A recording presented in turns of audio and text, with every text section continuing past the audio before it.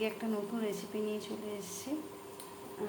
বেসনের আলু ভাজা আর কি, বেসনের পুর দিয়ে আলুটা ভেজেছি।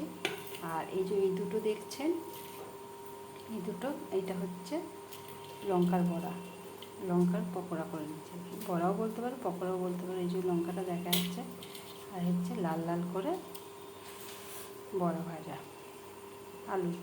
খেতে এত টেস্টি লাগে না, এটা সস দিয়ে খেতে খুবই ভালো লাগে। তো আপনারা সবটাই দেখতে থাকুন। আর যদি আমার কোনো ভুল ত্রুটি হয়ে থাকে ক্ষমা করে দেবেন। তো চলুন শুরু করা যাক। বেসনটা ফাটে রেখেছি, আর এগুলো হচ্ছে কালো জিরে। তো দেখুন একটা কড়াই দিয়ে দিয়েছি। এই যে এটা হচ্ছে, এরপর এক একে সবগুলো ভেজে নেবো। দেখুন এইটা আপাতত এখন হয়ে গেছে। তা তেলটা অল্পই দিয়েছি, আর বেশি নেই অবশ্য, আর একটাই আছে, ওর জন্য বেশি তেল দিইনি, নাহলে তেলটা লাস্টে থেকে যাবে। তো এরকম আর কি খেতে কার কার ভালো লাগে অবশ্যই কমেন্ট করে জানাবে। আমার তো এরকম খেতে খুব ভালো লাগে। দেখুন, আর আলুগুলো একটু বড় বড় হলে বেশ ভালো লাগে। দেখুন আলুগুলো বড় বড় হলে আর কি বড়াটাও বড় বড় লাগছে। তো এইভাবেই আমি সবগুলো ভেজে নেব। দেখুন ওই বড়াটা তুলে নিয়েছি, তো আর একটা দিয়েছি, আর এটা হলেই হয়ে যাবে।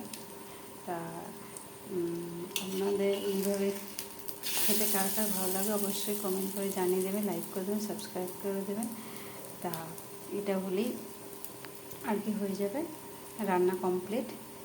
মানে এখনকার মতো সন্ধেবেলার মতো রান্না কমপ্লিট। তো গরম মুড়ি দিয়ে খেতে এত সুন্দর লাগে, তা আপনারা বাড়িতে করে দেখবেন। তো এটা আপাতত এখন হতে দিই। আর যেগুলো করেছি আপনাদের চলুন দেখুন, এত লোভনীয় হয়েছে, মানে একবার খেলে বারবার খেতে চাই। তা আমি একবার দেখাই।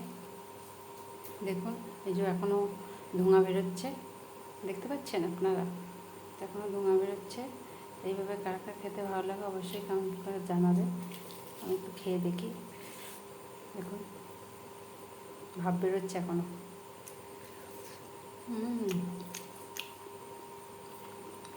খুব সুন্দর হয়েছে। তা ভিডিওটা এখানেই শেষ করছি, আপনারা বাড়িতে করে দেখবেন। এইভাবে খুবই ভালো লাগে। টাটা, শুভরাত্রি।